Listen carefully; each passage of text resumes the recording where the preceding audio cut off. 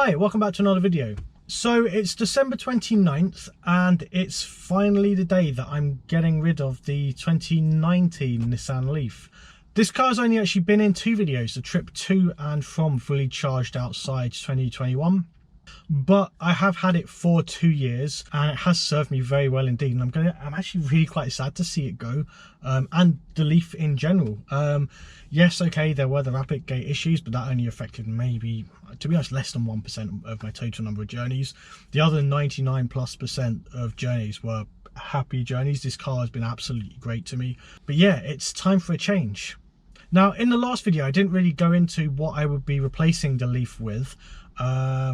And later on in this video, we'll be finding out the answer. But for now, it is time to say goodbye to the Leaf. So, in about an hour, we'll be taking the Leaf over to We Buy Any Car in Middlesbrough. Their provisional offer was around £3,000 more than I have left to pay on the finance of the car, which is honestly quite a bonus, especially seeing as the last Leaf I had was also worth about £2,500 more when I traded that one in. So we'll have one last look at the car from the outside, because I don't think I've ever actually shown this car on the channel. It is the gunmetal grey Techno trim. So yeah, we'll have a quick look. It is a lovely looking car. I prefer it to the black, as I mentioned in a video a couple of episodes ago. It just doesn't show the scratches as much. It doesn't show the dirt as much. So if you're going to go for a Leaf, this is a great colour. So that's the 2019 Leaf. Now that we've had one final look at it, it's time to go and trade it in. And then we'll go and see what we're going to be replacing it with. Okay, so that's the Leaf gone. So we are here in Newcastle now, and we are just about to pick up the new car. I'm super excited. Let's go find out what it's going to be.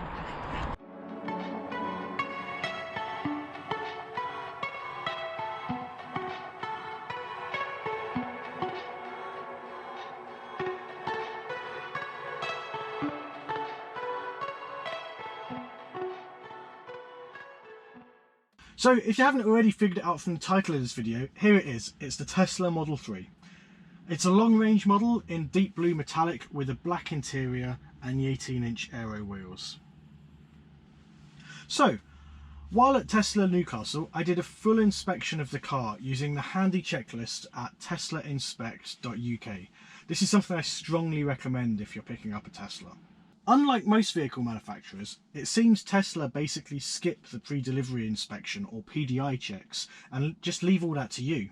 When you get the car, you have 7 days or 100 miles, whichever comes first, to report any issues found on the car, which, depending on how far away you live from your pickup location, might not even get you home.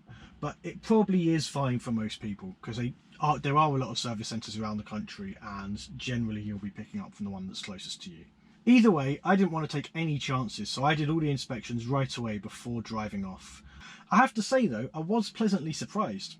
Many of the problems from years gone by appear to have been sorted in these new cars coming from the Shanghai factory. There were no panel gaps, the paint looked okay and free from the eggshell effect on some previous vehicles. All looked good. It was important to do the inspection nonetheless, as I did find a few minor issues. There was a little bit of missing paint from the top of the lower sills right at the front, just before the wheel arches, and this was missing on both sides. This seems to have been a common issue on the Q4 deliveries in 2021. There was also a mark on the driver's seat, but that was cleaned off pretty easily by the Tesla staff, and now you wouldn't know it was ever there. There's also an alignment issue with the driver's side sun visor magnet, but that seems like it should be an easy fix, so that's booked in for a service appointment.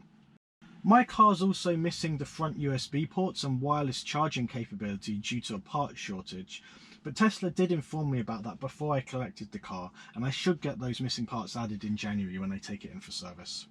But then there were the scratches. Oh boy, were there some scratches. 38 different areas of the car were scratched or scuffed in some way. I imagine that most of them were just scars from the shipping process, but if Tesla did PDI checks like any other manufacturer, they'd have sorted these issues out before I ever got to see the car, and I'd probably be none the wiser about any of this. Some of the scratches were light scuffs, but there were several rather deep ones. Some had even gone through the paint, and at least one was somehow under the lacquer, so it must have been done in the factory. How was this not picked up sooner? Honestly, this was kind of horrendous for a brand new car. This amount of damage would look bad on a 5-year-old car, never mind a brand new one. I'd originally planned to get the car protected with PPF and ceramic coating pretty much right away, but there was no point in doing any of that with the paintwork in this condition, so now I have to wait for Tesla to sort this out first. Given the amount of work required, including respraying the worst affected panels, they've said they want the car for a few days at the end of January, so the plan is to take it to the detailers for the PPF and ceramic coating once I get it back. I'll do another video to update on this later on. Despite the scratches, overall I'm incredibly happy with the new car. It's the car I've dreamt of owning since I first saw it back at Tesla's announcement a few years back. I never imagined I'd actually own one though, and I'm still finding myself peeking at it out the window in disbelief that it's actually sat on my drive. I haven't recorded any video of my first drive in the car as I wanted to get used to the car safely and without any distractions, but I'll be doing some more videos with the car over the coming weeks and months, comparing certain features of the Leaf to the Model 3 and trying out some of the new features on the Model 3 that I didn't have before. All of that's still to come. But these videos are for you. What do you want to know? What would you like me to test? Leave me some comments down below and I'll see what I can do. Anyway, as always, thanks for watching. If you have enjoyed this video, please click the like button. If you didn't, the other thing works too. If you're not already subscribed, please click that subscribe button to find out when I post my next video. And that's it for now. I'll see you in the next one.